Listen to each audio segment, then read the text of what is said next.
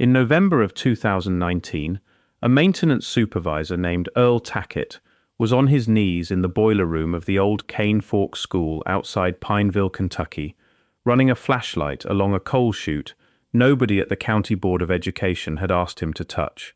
The school had closed to students in 1984 and had spent the following decades as a storage annex for the district, its halls lined with folding chairs and boxed textbooks nobody would ever reopen. Tackett's job that week was simple: cap the old chute, patch the masonry, close the building for good before the state fire marshal's office finished its final inspection before the demolition permit could be filed.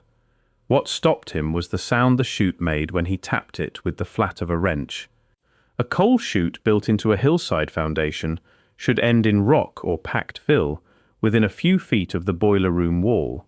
This one did not. It rang hollow for 12 more feet than any plan on file accounted for, and at the end of that hollow ran a passage that led somewhere the 1936 construction drawings never mentioned at all. If you're enjoying this story so far, don't forget to hit the like button and subscribe.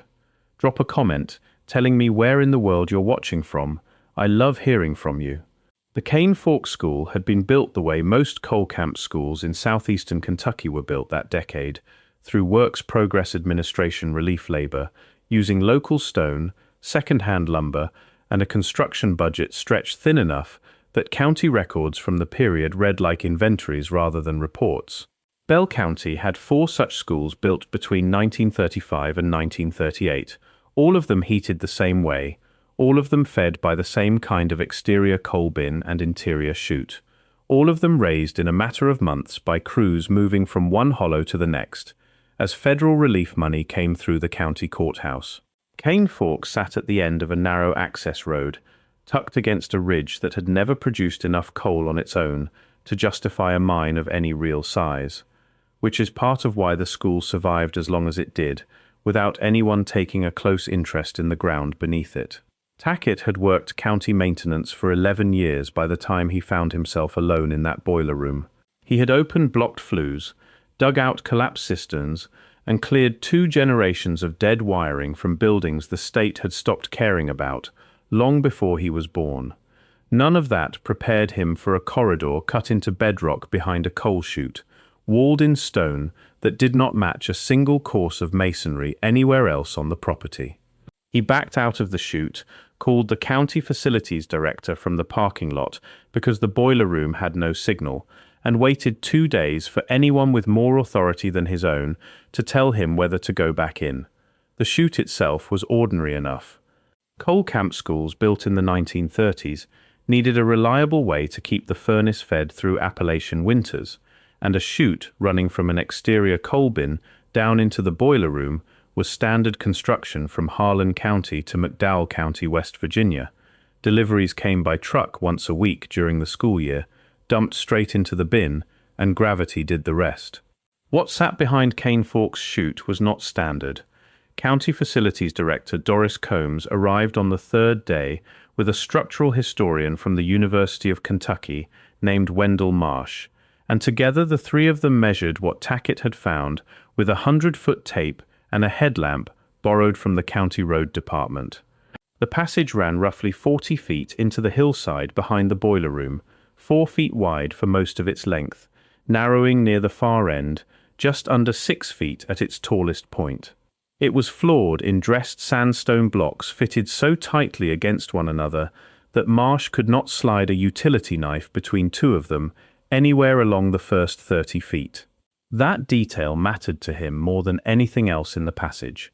Relief-era school construction in eastern Kentucky moved fast and cheap, the way most Depression-era public works had to.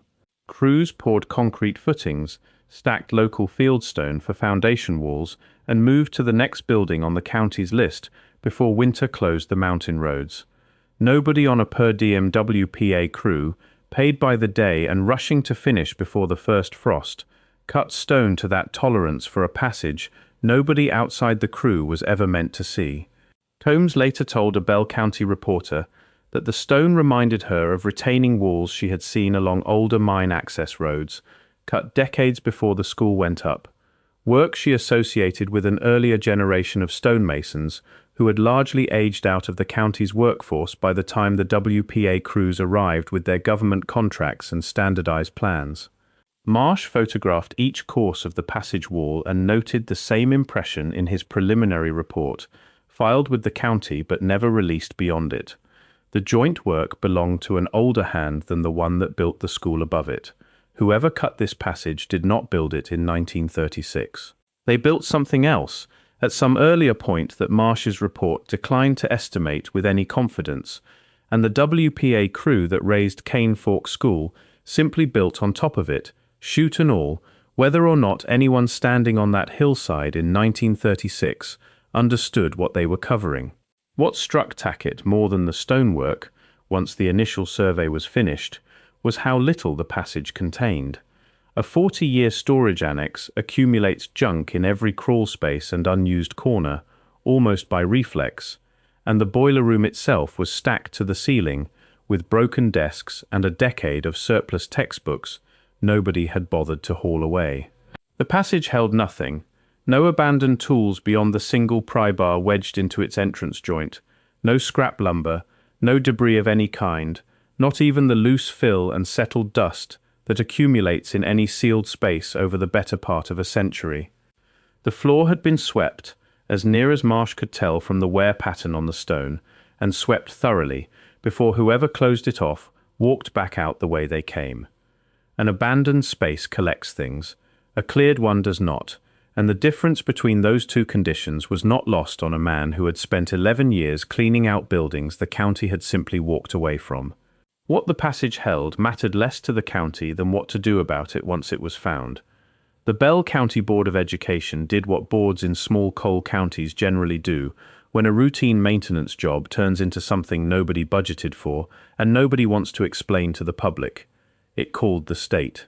A deputy from the Kentucky Department of Education's Division of Facilities Management drove out from Frankfort the following week, inspected the passage for roughly 40 minutes with a flashlight and a clipboard, and recommended in writing that the opening be sealed, pending a full structural safety review before any further access was granted to county staff. The review never happened, at least not one that produced a public report anyone has since located. Combs kept a facilities log for that period, a simple bound notebook where she recorded every site visit, every phone call, every contractor who set foot on county property that month, in handwriting precise enough to note the make and model of a replacement furnace fan ordered for a different school entirely, and the exact time a plumber arrived to fix a leaking valve 2 buildings away. That level of detail is what makes the gap so difficult to explain as ordinary carelessness.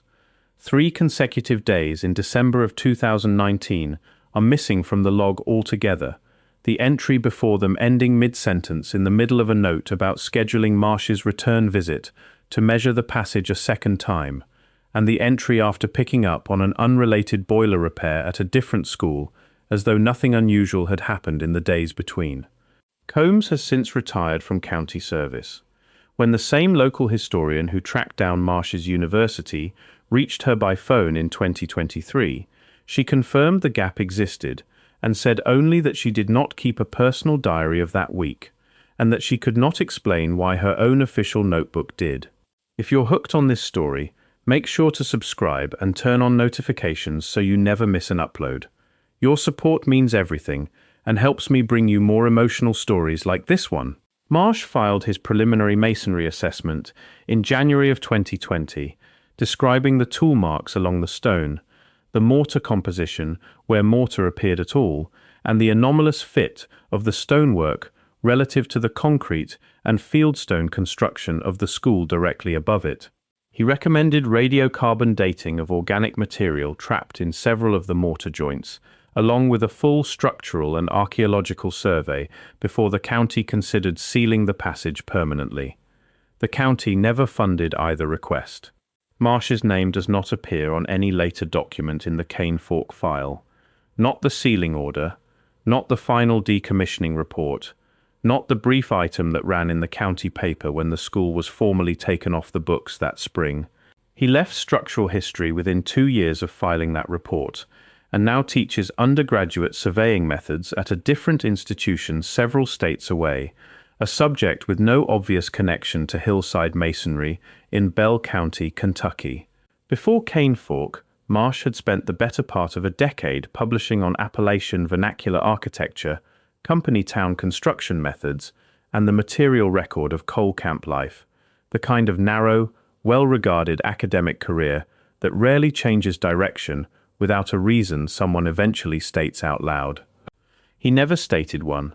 His departmental page was updated within a year of the Cane Fork report to list a new specialty, and his older publications were quietly folded into an archive section of the university's website rather than his current profile. Nobody in that university's current faculty directory would discuss the reason for the change when a local historian tracked the department down in 2022 and asked a handful of direct questions by email.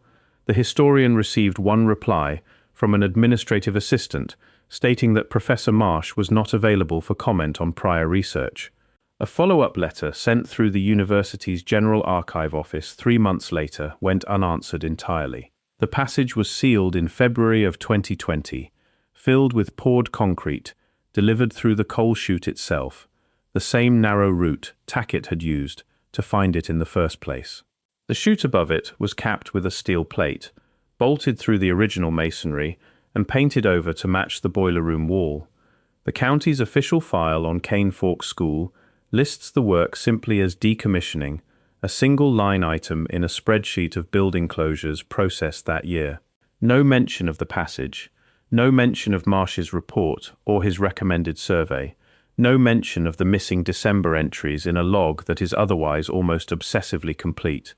What survives outside that file survives largely because Earl Tackett kept something he was never asked to hand over.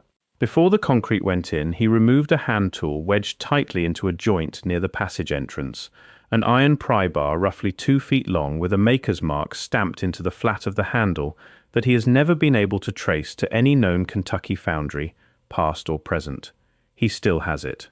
He has shown it to 2 different metallurgists over the years, and neither one could date it with any real confidence, only that the iron itself was worked, not cast, and worked by someone who knew the material well. Cane Fork was not the only coal camp schoolhouse in the region, built directly over something its own blueprints never acknowledged. In 1997, a renovation crew replacing a boiler at a school outside Benham in Harlan County, Kentucky, uncovered a similar sealed passage behind an exterior coal bin, faced in the same tightly fitted sandstone, running roughly 30 feet into the ridge before ending at a section that had partially collapsed and that nobody on the crew attempted to clear. The foreman on that job later described the stonework to a county extension agent as some of the cleanest dry-fit masonry he had seen in 30 years of working construction across the eastern Kentucky coalfields. The Harlan County discovery received a single paragraph in a regional newspaper's construction notes column, and no follow-up that any researcher has since located in the paper's archives or the county's own building records. A comparable case surfaced in 1988 at a former company school near Freeburn, just across the state line in McDowell County, West Virginia, where a boiler contractor working ahead of a scheduled demolition reported a stone-lined corridor behind a condemned coal chute, walled in the same style, running an estimated 25 feet before the contractor's own account simply stops describing it. The building was torn down entirely 2 months later. No state or county agency photographed the McDowell County passage before the demolition crew filled the site with debris and graded it flat for a gravel lot that still serves the small cluster of houses built where the schoolyard once stood. In both the Harlan County and McDowell County cases, as at Cane Fork, the passage ran roughly perpendicular to the coal seam the surrounding camp had been built to mine, cutting into the ridge at an angle that had nothing to do with the geology the coal companies cared about, and everything to do with some other purpose entirely. The foreman on the Harlan County job kept a single photograph of the passage before it was resealed the following month, taken on a disposable camera, and never developed until years afterward, when a grandchild going through his belongings found the undeveloped roll in a coffee can in the garage. The image is dark, half out of focus, and shows only a few feet of the sandstone wall. but it matches Marsh's description of Cane Fork closely enough that the two men, decades and 100 miles apart, could easily have been describing the same passage. 3 coal camp schools in 3 different counties, spanning 2 states and roughly 3 decades of construction between them, share the same underlying pattern. Each was built directly over a stone-lined passage that predates the school itself by an unknown margin, in some cases by what the available evidence suggests could be generations. Each passage was reached through the same unremarkable feature, an exterior coal chute serving an ordinary furnace, the kind of structure a maintenance worker or contractor would have no reason to examine closely under normal circumstances. Each was sealed or destroyed within months of discovery, and in every case the paper record documenting the discovery is markedly thinner than the discovery itself would seem to warrant, given the questions it should have raised. No county school board issued a public statement about any of the 3 finds. No state agency in either Kentucky or West Virginia conducted the structural or archaeological survey its own inspectors, where inspectors were even sent, recommended in writing. The pattern is not proof of coordination between 3 separate counties and 2 separate state governments working decades apart from one another. It is a record of 3 separate institutions arriving at the same decision, independently, when confronted with the same kind of find beneath the same kind of building. If the stonework beneath Cane Fork School is what Wendell Marsh believed it to be in the unfiled portions of his preliminary notes, built by hands working in that hollow before any coal camp existed there, before any county road reached that ridge, before the first WPA survey crew walked the site in 1935 with plans already drawn, then the passage does not belong to the history of a Depression-era relief project at all. It belongs to an older, undated layer of construction in a corner of Kentucky that no state or federal survey has ever mapped for that kind of work. The blueprint that would explain it does not exist, not because it was lost in a courthouse fire or a flooded records room, but because whoever built Cane Fork School in 1936 was building over ground that somebody else had already finished with long before and never thought to ask who that somebody had been or whether they were finished with it at all. A swept floor answers one question and raises another. Whoever cleared that passage before it was sealed beneath the coal chute did not do so in a hurry, and did not do so carelessly. They left behind exactly one object, a worked iron bar with no foundry mark anyone can place, in a joint near the entrance where a person leaving for the last time might set a tool down without meaning to leave it. Everything else went with them, or was gone long before Earl Tackett ever knelt on that boiler room floor with a flashlight and a wrench. The coal camp school built above it in 1936 was never the first structure on that hillside. It was simply the last one anybody bothered to record. Earl Tackett still has the pry bar.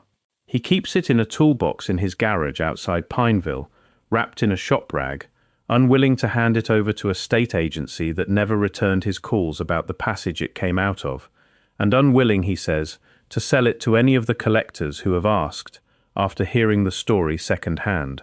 The concrete poured into that hillside in February of 2020 has held for 6 years now.